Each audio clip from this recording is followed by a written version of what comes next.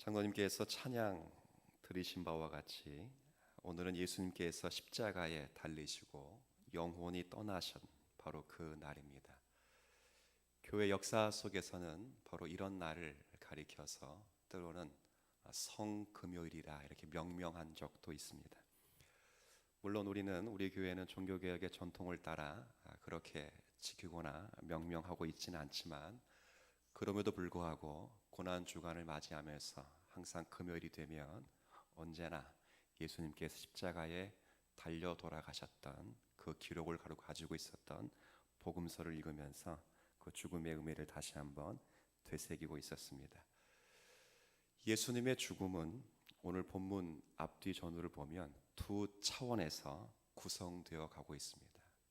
한 차원은 우리가 읽진 않았지만 앞부분의 내용은 예수님께서 사람으로부터 버림을 받으신 차원입니다. 제자들로부터 외면을 당하시고 또 군병들의 희롱을 당하셨으며 많은 사람들의 조롱과 멸시를 당하셨습니다. 네가 진짜 하나님의 아들이라면 십자가에 내려와 봐라. 그러면 내가 너를 믿겠다. 수없이 남은 많이 구원을 했는데 왜 너 자신은 구원할 수 없느냐? 네가 하나님을 의지한다고 했으니 하나님이 너를 살리시는가 우리가 보겠다.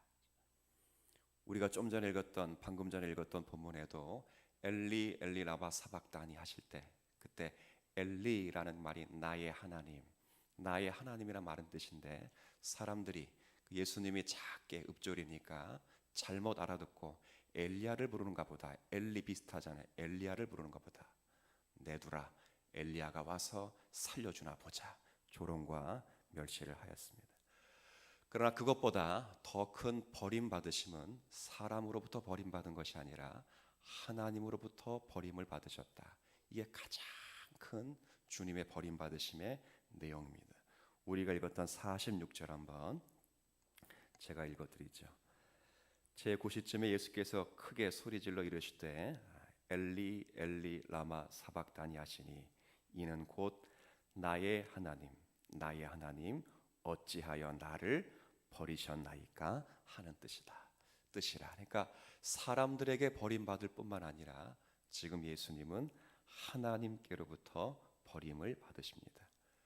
예수님의 순환과 죽음이 단순히 인간으로부터 버림받는 것에 머무른 것이 아니라 하나님께로부터 버림을 받고 있다는 사실을 우리가 잘 이해하고 유념해야만 예수님의 고난과 고통의 깊이를 우리가 이해할 수 있겠다 생각이 듭니다. 그래서 오늘은 이 46절 이 한 절을 두고 왜 하나님께서는 자기 아들을 버리셨어야만 하는가?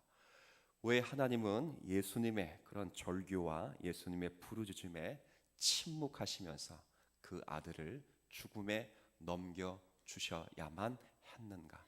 그걸 통해서 무엇을 이루려고 하셨는가? 오늘 이 사실을 조금 생각해 보도록 하겠습니다.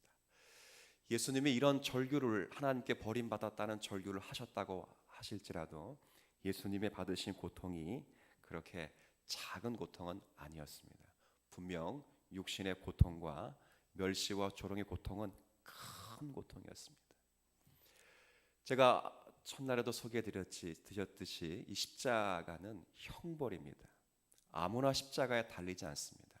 노예들이 달리고 또 이방인들 가운데 가장 극악한 죄를 지은 사람만이 십자가에 달리는 태형을 받습니다.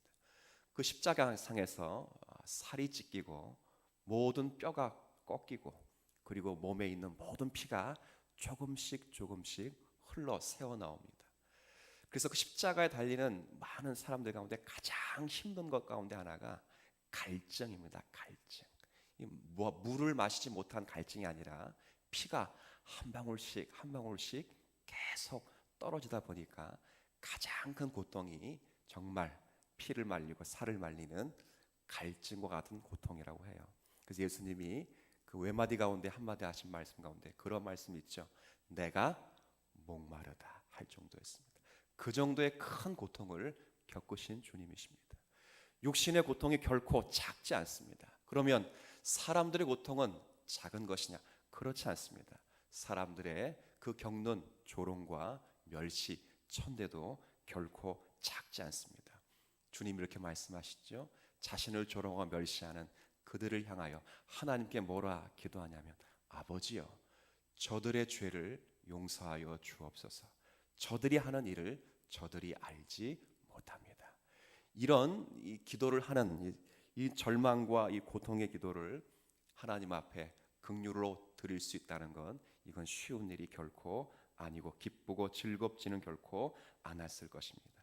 그러나 이 모든 것보다 예수님에게 더 고통스러웠던 것은, 더 이상 견딜 수 없어 아버지께 호소하셨던 고통은 다름 아니라 오늘 저와 여러분이 읽었던 46절의 말씀처럼 하나님께로부터 버림받으신 그 고통이었습니다. 나의 하나님, 나의 하나님, 어찌하여 나를 버리셨습니까? 라는 그 고통이 가장 큰 고통이었습니다. 구약 성경 가운데 욥을 잘 보십시오. 욥이 견디지 못해서 하나님께 항변한 고통이 바로 이런 고통이었습니다. 자기 자녀, 자기 재산, 자신의 아내로부터 버림받은 것, 사실 이 고통보다 이 모든 것들이 하나님께로부터 버림받은 증거라는 것을 그가 생각하게 될 때 그 고통이 너무 커서 하나님께 항변하며 그렇게 기도를 했던 것이죠. 육신의 우리도 마찬가지입니다. 육신의 고통을 받으면서 사람들에게 혹시 우리가 버림을 받는 순간이 있을지라도 하나님이 나와 함께 하신다라는 생각이 들면 사실은 다 이겨낼 수 있는 힘이 있습니다. 그런데 사업이 망하고 건강이 좋지 않고 자녀들의 문제가 생기고 근심 걱정이 생길 때, 이것이 하나님의 나를 책망하시고 나를 버리신 증거가 아닐까라는 생각이 들 때는 참아낼 수가 없는 것이죠. 예수님의 고통이 바로 그거였습니다. 예수님의 육신적인 고통, 사람들의 조롱과 모욕, 그 희롱보다 더 큰 고통은 이 모든 것이 하나님이 나를 버리신 것이다, 그거죠. 오늘 우리가 생각해야 될 것이 그겁니다. 왜 하나님은 예수님을 버리셔야만 하는가? 어찌 왜 자기 아들이 당하는 고통과 조롱에 침묵하실 수밖에 없는가? 한번 생각을 해보십시오. 아들이 조롱과 멸시를 당하고 아들이 육체의 고통을 당하면 사실 그건 누가 당하는 거지요? 자기가 당하는 것과 똑같습니다. 제가 제 아들이 어디서 얻어맞고 오면 사실 아들이 육신이 아프지만 마음이 아픈 건 누구겠어요? 제가 더 아프죠. 그렇죠? 이 교회가 고통과 고난을 받으면 사실 이 교회가 고통과 고난을 받는 것 이상으로 이 교회의 머리이신 예수 그리스도의 고통과 조롱과도 맞물려 있는 것입니다. 누가 여러분의 자녀를 조롱하고 여러분의 자녀를 멸시하고 여러분의 자녀를 고통스럽게 학대하면 사실 그것은 여러분을 하는 것, 여러분에게 고통과 조롱을 주는 것과 진배 없습니다. 그런데 예수님은 그 모진 고통과 조롱을 당하시는데 하나님은 끄떡없이 그 고통을 참아내시면서 그 조롱에, 그 고통에 침묵을 짓고 계십니다. 왜 그러시는가? 외면하시면서까지 아들의 죽음에 가슴 아픔을 길이 참으시면서까지 만들어 내시려고 하신 것이 무엇일까? 오늘 이거 딱 한 가지를 생각해 보려고 했습니다. 자, 이 답을 로마서가 해주고 있기 때문에 로마서 말씀으로 좀 확인하면 좋겠습니다. 로마서 3장의 말씀으로 이 답을 좀 확인해 보도록 하죠.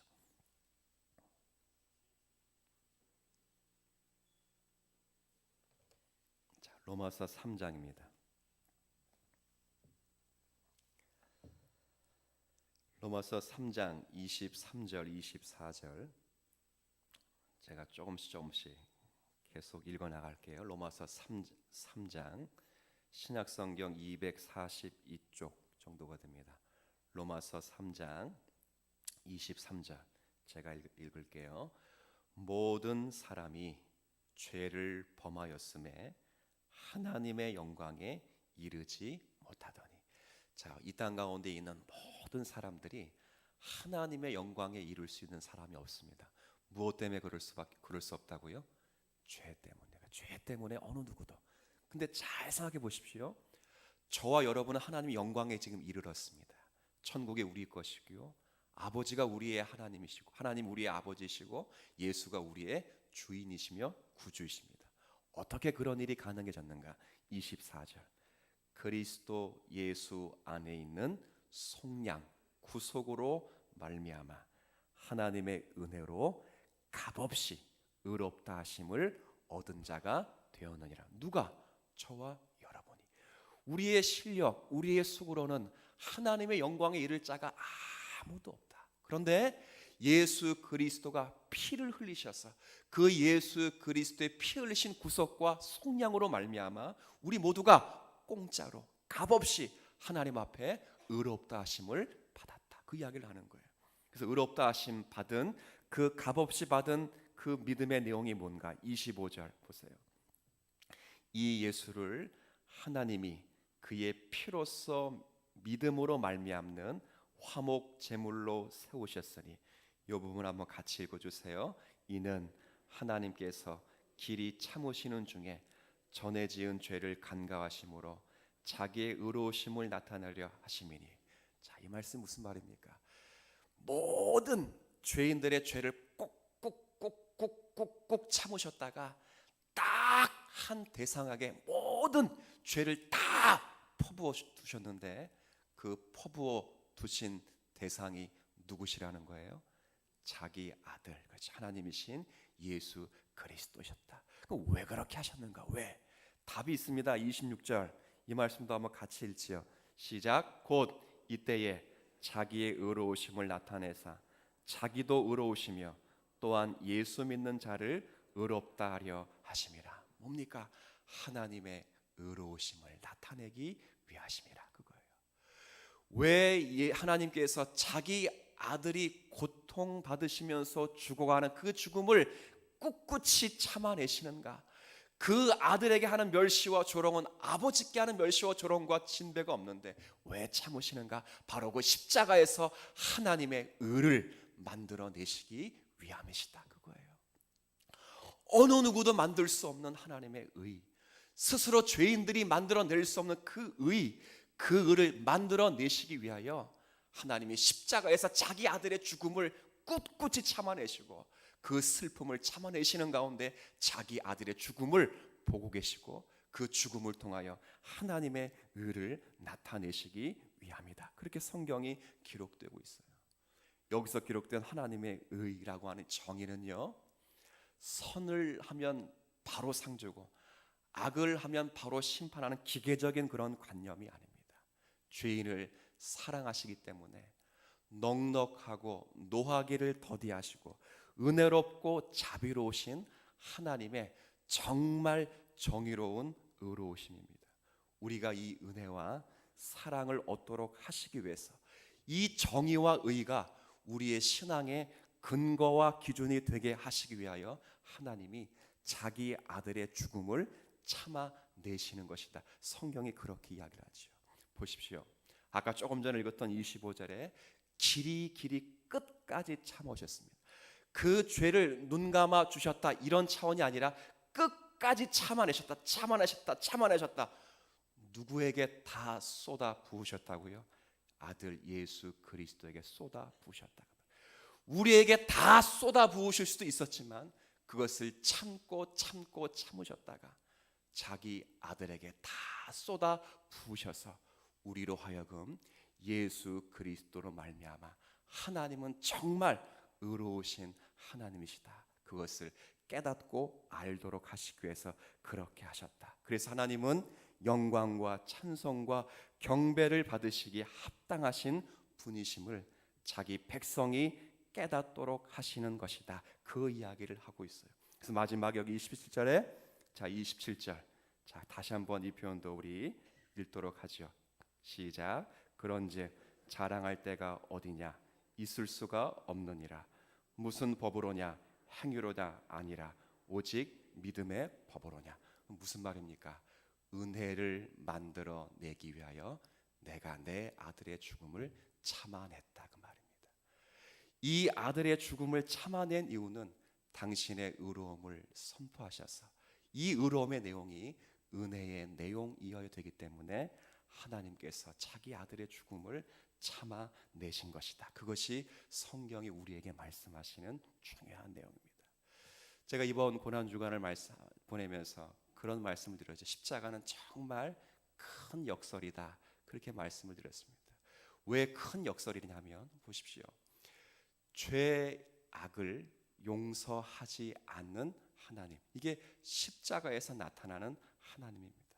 근데 이해가 안 되는 것은 죄악을 용서하시지 않는 하나님이신데 동시에 죄인을 용서하시고 뭐 하시는 하나님이셨어요? 사랑하시는 하나님. 이건 이해가 되지 않습니다. 둘 중에 하나를 하셔야 됩니다.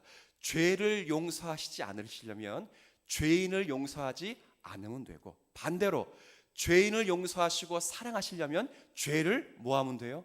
용서하시면 됩니다. 그런데 이게 모순입니다. 죄악을 용서하시지 않습니다. 그런데 죄인을 용서하시고 사랑하십니다. 어떻게 그러실 수 있느냐? 그러니 헬라인에게 이게 미련한 것이 되고 유대인들에게는 거리끼는 것이 되죠. 그러나 예수를 믿는 우리에게는 하나님의 뭐가 돼요? 능력이 됩니다. 왜요? 답은 딱 하나입니다. 누구를 죽이시면 끝나기 때문에, 예수 그리스도를 죽이시면 끝나기 때문에 그거예요. 그렇죠? 예수님에게 모든 죄악을 다 뒤집어 씌우시고, 여러분이 하나님을 외면하고 여러분이 하나님을 몰랐고 지금껏 살아왔고 앞으로 살아가야 될 많은 자기 백성들의 모든 죄악들을 딱 한 대상에게 다 집중 포화시켜 놓고 그 예수 그리스도의 영원한 핏값으로 오고 오는 모든 백성들의 죄인들의 삶을 살려내시는 하나님의 의로움, 그게 우리가 믿는 아버지라는 거예요. 이 십자가를 보면 하나님은 믿으실 수 있는 하나님. 그래서 유명한 종교개혁자들은 이 십자가를 보면서 늘 이런 이야기를 했어요.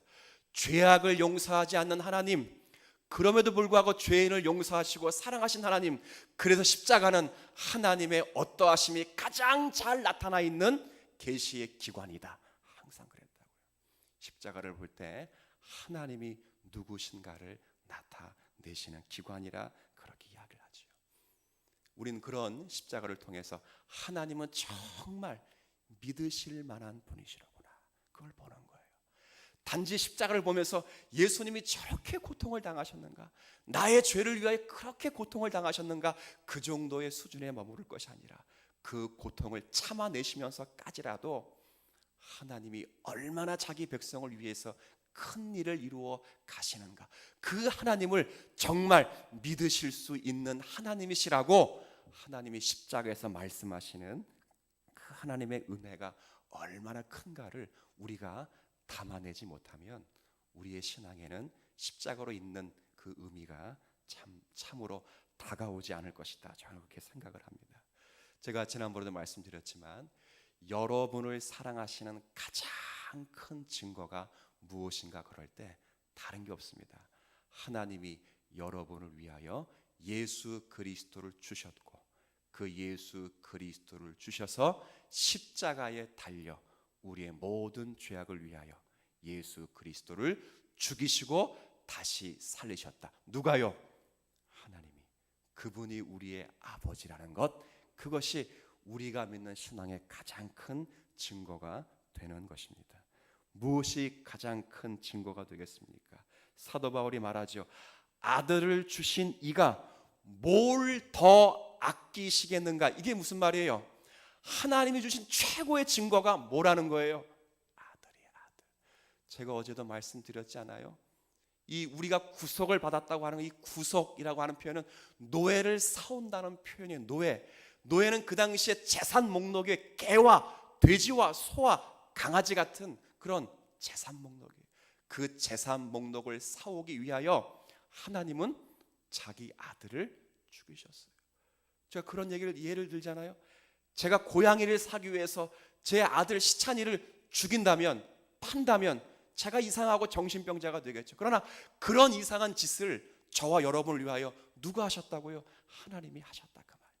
믿으실 만한 분이시고 우리의 가장 큰 증표로 아들을 주실 수 있었던 분이시라면 저와 여러분을 위하여 뭘 더 아끼실 것이 있겠습니까? 그거죠. 우리가 당하는 고통, 우리가 당하는 즐거움, 우리가 만나는 모든 생활 속에서도 아들을 주실 수 있어서 만드신 은혜라면 어떤 고난과 고통, 기쁨과 즐거움을 통해서도 반드시 하나님이 누구신가를 깨닫도록 역사시키실 수 있는 나 하나님이시다. 성경은 십자가로 증거를 해두고 있는 것이죠. 이게 우리가 믿는 하나님이시다, 그거죠. 우리 사랑하는 성도 여러분, 십자가로 만드신 하나님의 의로움을 우리가 가슴 깊이 새기셔야 됩니다. 십자가를 통해서 우리가 만난 하나님이 누구신가, 나를 위하여 예수 그리스도 아들을 주실 수 있는 분이시고, 지난날 지나왔던 모든 자기 백성들의 택한 백성들의 죄악을 간과하시지 않고 그 간과하시지 않았던 죄악을 그리스도에게 적용하셔서 그 죄의 값으로 십자가에 달려 죽이시고 그 피값으로 예수님의 의를 우리에게 덧입혀 주실 수 있는 하나님의 은총이라면 우리는 이 땅 가운데 그 하나님으로 넉넉하게 살아갈 수 있다. 이 확신을 가질 수 있다면 저 여러분은 멋진 성도인 줄 믿습니다. 오늘 이 말씀을 가슴에 깊이 새기시면서 오늘 하루에 살아가면서 주님과 함께 하실 수 있는 그 자리가 하나님이 여러분과 함께 하시는 자리고, 여러분의 손을 잡아 이끄시는 자리이며 눈물을 흘릴 때 닦아주는 자리고, 우리가 실족할 때도 선을 만들어 내실 수 있는 은혜의 자리임을 고백할 수 있는 우리 모두가 되시기를 주님의 이름으로 부탁을 드리겠습니다. 하나님 아버지, 자기 백성의 죄를 사하시기 위해서 십자가에 달리신 그날을 기념하여 주님의 십자가를 생각하게 하시니 감사를 드립니다. 십자가를 통해서 나타내신 하나님의 하나님 되심, 하나님의 의로우심을 가슴에 새기며 남은 여생 하나님을 따라 사는 성도들이 되도록 은혜를 더하여 주옵소서. 때때로 주님의 고난의 의미를 잊어버리고 우리에게 맡겨진 십자가를 외면하며 살아갔던 그런 날들이 없을까 두려운 마음으로 기도를 올립니다. 성령께서 우리의 생각과 마음을 지키셔서 십자가로 만들어내신 하나님의 오르심을 감사하며 기뻐하며 그 하나님을 흉내내며 닮아가며 사는 인생들이 되도록 은혜를 더하여 주옵소서. 특별히 이 시간 나라와 민족을 위해 기도합니다. 주님, 시국이 어수선하고 나라가 어지러운 가운데 지난 몇 달을 보내왔습니다. 주님의 뜻이 어디 있는지 저희가 간절히 알기를 원합니다. 간절히 구하옵기는 분열과 대립으로 정치, 경제, 사회 전 분야에 걸쳐서 혼란스러운 이 나라와 백성을 불쌍히 여겨 주옵소서. 주님이 몸소 가르치신 사랑과 화해를 구하는 그런 나라가 될 수 있도록 정직한 위정자들이 세워지게 하여 주옵소서. 또한 어려운 시기마다 주를 외치며 바른 신앙 고백과 기도로 우환을 이겨냈던 믿음의 선배들처럼 지금 믿음의 자녀들이 똑바로 서서 이 나라를 위해 더욱 뜨겁게 기도하며 사는 인생들이 되게 하여 주옵소서. 주어진 인생의 상황이 어떠하든 간에 속한 백성들 모두가 허락하신 기회를 잘 선용케 하여 주옵시고 각기 맡은 그 자리에서 공의와 겸손으로 소망을 가지고 끈기 있게 아버지의 뜻을 찾아가게 하여 주옵소서. 아버지 하나님, 이제 입술을 열어 간구합니다. 함께 교회를 이루신 성도들을 축복하여 주옵시고 그 마음의 소원에 응답해 주시길 원합니다.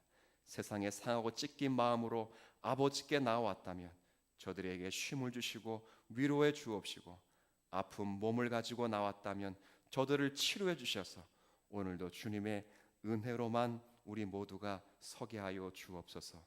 우리의 기도에 가장 좋은 것으로 응답해 주실 것을 믿으며 예수님의 이름으로 기도 올리옵나이다. 아멘.